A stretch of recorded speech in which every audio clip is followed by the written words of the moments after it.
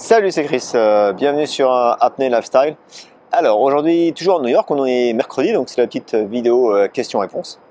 Donc il fait encore super beau à New York, là il commence à faire un peu moins chaud, mais il y a encore pas mal de soleil, il y a un grand ciel bleu, donc c'est vraiment top. Encore, j'espère pouvoir profiter un peu de ce temps pendant quelques jours, quelques semaines, et après l'automne et l'hiver va arriver.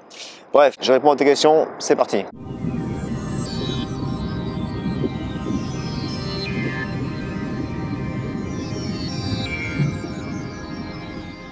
Alors pour rappel, pour les questions, donc j'ai un petit formulaire, donc n'hésite pas à aller sur le formulaire, je te mets le lien en description comme d'habitude, et tu peux déposer ta question, comme ça je te réponds en vidéo tous les mercredis, j'essaie de les faire tous les mercredis si j'ai assez de questions.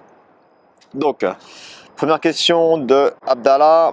Premièrement, merci pour tes vidéos, je fais de la chasse sous-marine grâce à vous et j'ai développé mon apnée, mais j'ai un problème, c'est contrôler le stress. Alors oui, alors c'est tout à fait normal, hein, pour contrôler le stress, c'est un des principaux facteurs pour l'apnée en fait. C'est un truc sur lequel on travaille beaucoup, travailler sur le stress, on y a travaillé sur la relaxation. Ce qu'il faut, c'est continuer à s'entraîner encore et surtout pas pousser. Je pense surtout plutôt travailler sur le plaisir, se focaliser sur faire des bonnes plongées où tu te sens bien, où tu es vraiment relax, etc. Donc sans pousser la profondeur, sans pousser le temps. Et plus tu vas plonger, plus tu vas te sentir à l'aise, plus tu vas te sentir relax, et plus tu vas voir qu'après ce stress va diminuer et va peut-être partir au fur et à mesure. Et après tu feras des plongées vraiment tranquilles.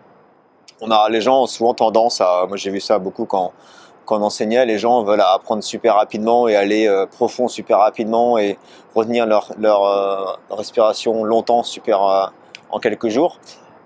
Certains sont déjà très à l'aise dans l'eau, pour certains ça prend beaucoup plus de temps.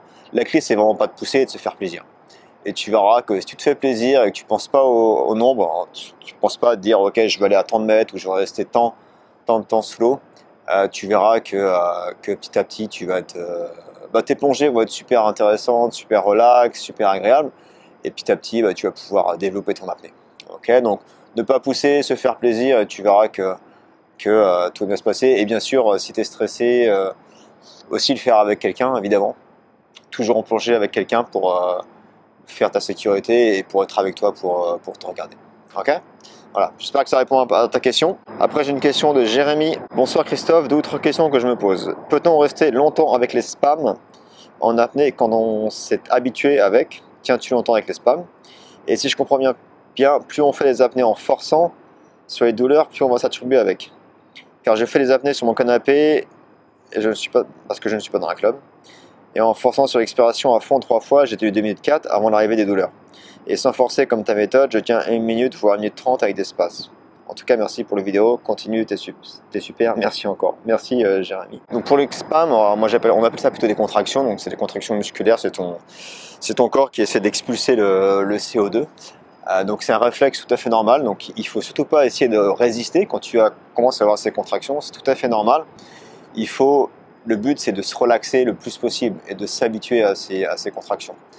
Ok, donc quand tu dis est-ce qu'il faut quand je force, il faut pas forcer. Si tu forces, c'est pas l'idéal en fait. Ce que tu veux, bien sûr au début c'est pas agréable, donc tu vas peut-être forcer un petit peu, mais le but c'est vraiment de travailler sur la relaxation pendant ces contractions et relaxer toute cage thoracique, le diaphragme et tous les muscles qu'il y a autour.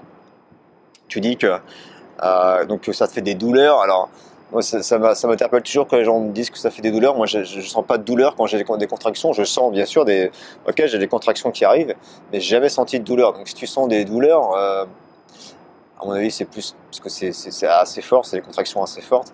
Donc vraiment travaille plutôt sur ta relaxation et sans trop pousser, je pense. Donc travailler vraiment sur les tables de CO2, comme j'ai fait une vidéo là-dessus sur les tables de CO2, et commencer doucement, sans forcer. Okay, plus tu vas le faire, plus tu vas être à l'aise et plus ça va être facile. Et ce sera plus des douleurs, après ce sera juste, ok, tu seras habitué à avoir ces contractions et ce sera tout à fait normal. Quand tu me demandes au niveau du temps, normalement, si tu fais une bonne respiration, comme j'avais fait une vidéo sur la respiration, la technique pour l'apnée, la respiration de relaxation. Donc là, toi, tu me dis que tu fais 3 grandes expirations, des expirations où tu pousses vraiment avant de faire ton apnée. Donc ça, c'est pas bon. Ok, c'est pas la bonne technique. Donc ça va te permettre de repousser les contractions, mais c'est pas la bonne technique. Ça va pas te permettre de te relaxer, ça va pas te permettre de savoir où tu en es dans ta plongée. Donc selon toi, le but vraiment, je t'invite vraiment à retourner voir la vidéo sur la respiration de relaxation, pardon. Je m'en mêle les pinceaux. Où vraiment il faut travailler sur une bonne respiration de relaxation avant ton apnée, que ce soit sur ton canapé, ou en piscine, ou en mer, ou en allant faire de la chasse sous-marine, peu importe. Vraiment travailler sur une bonne respiration de relaxation. Et quand tu commences à sentir ces contractions, si tu fais une bonne respiration avant, normalement tu peux pousser plus longtemps. On dit souvent que c'est la moitié de ta plongée. Après, ça va dépendre de chaque personne, et ça va dépendre de ton entraînement, ça va dépendre de comment tu fais ta respiration avant. Donc vraiment la clé, je pense ici, c'est de bien travailler sur une bonne respiration au début, de relaxation. Et quand tu commences à avoir ces contractions, essaie vraiment de te focaliser sur la relaxation de ta cage thoracique, de ce diaphragme, de le sentir, de le visualiser. Et puis, si tu sens des douleurs, arrête-toi et fais des tables de CO2 et ça va vraiment t'aider, je pense. Ok, prochaine question, donc pour Jean-François. Donc salut, tout d'abord, merci beaucoup pour toutes tes vidéos. Je me pose beaucoup de questions sur l'apnée et en général, tu réponds avant d'avoir eu le temps de l'envoyer. Bon, bah ça c'est cool. Là, je me demandais en regardant la vidéo sur Valsava s'il n'était pas risqué de s'entraîner à sec à faire plusieurs compensations à la suite. Le tympan ne va-t-il pas s'incurver de plus en plus vers l'extérieur et peut-être se déchirer?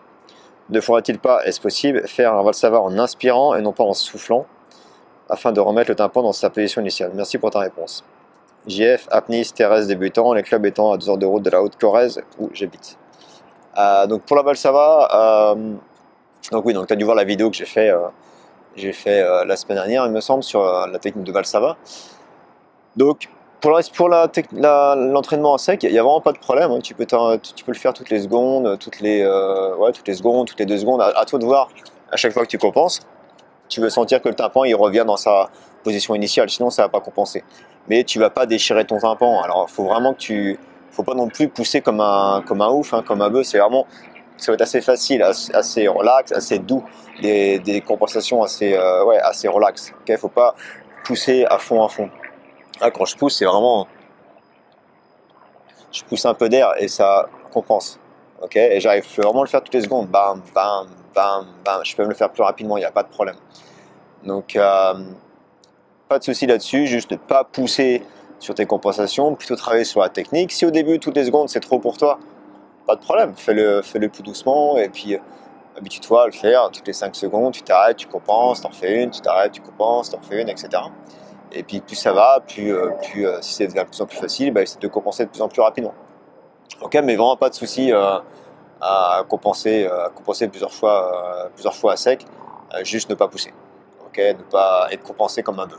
Ok, voilà. Eric, salut Eric, qui me demande: bonjour Christophe, as-tu un programme d'entraînement apnée en bassin de natation classique pour débutants? Cordialement Eric. Oui et non, alors il y a plein d'entraînements qui peuvent se faire, mais là vraiment moi je conseille malheureusement, je sais pas où tu habites, je sais pas si tu as un club d'apnée à côté de chez toi, mais pour faire de l'entraînement en piscine, en bassin, il faut vraiment que tu le fasses avec que tu peux joindre un club d'apnée pour la sécurité et pour apprendre toutes les techniques. Je ne répéterai jamais assez que l'apnée c'est un super sport, c'est pas dangereux si c'est fait en toute sécurité et si c'est pas fait tout seul et si c'est fait avec des instructeurs ou avec des moniteurs ou des encadrants en piscine ou en mer. Donc il faut vraiment essayer de voir si tu peux avoir quelqu'un avec toi qui peut t'aider et qui peut t'encadrer sur le sujet. Après, les entraînements en piscine, ça va être de faire des longueurs en retenant sa respiration, soit en faisant des tables. J'ai fait une vidéo là-dessus, enfin j'en ai parlé dans des questions-réponses, et il me semble il y a 2-3 semaines, faire des tables en piscine, ça peut être en dynamique, ça peut aussi te faire du statique en piscine, ça peut être juste quand tu fais du crawl, tu peux aussi crawler et puis retenir ta respiration juste pour t'entraîner tu vas avoir des contractions assez rapidement, donc tu peux essayer de faire du crawl par exemple et retenir et respirer que tous les 6 ou tous les 8 fois que tu fais ton crawl en fonction de ton niveau, en fonction de comment tu le sens. Il y a plein de techniques, plein de trucs à le faire, mais vraiment il faut vraiment se rapprocher d'un encadrant ou d'un instructeur ou d'un moniteur pour apprendre en toute sécurité. Alors, en tous les cas, voilà, c'est toutes les questions que j'ai eues cette semaine. Donc pas beaucoup de questions, 4 questions. Mais voilà, j'espère que ça répond à vos questions et que ça intéresse les autres personnes également. N'hésitez pas donc à me laisser des commentaires et des nouvelles questions pour la semaine prochaine. S'il y a des questions, je referai une vidéo. On va se connecter. Alors moi, je suis encore à New York pendant un mois et je rentre en France dans un mois. Donc je viens de réserver mon billet là pour la fin du mois. Donc je vais rentrer en France pour un mois. Donc je serai principalement sur la Bretagne, sur Rennes et Saint-Malo. Donc s'il y a des gens qui sont de Bretagne, de Rennes ou de Saint-Malo, au plaisir d'aller boire un petit café ou d'aller boire un verre ensemble. N'hésitez pas à me laisser un commentaire, un petit message sur Facebook ou sur Instagram, Twitter ou autre. Et comme ça on peut se voir. Voilà, sur ce, je te laisse et surtout n'oublie pas, rêve ta vie et vis tes rêves. Ciao.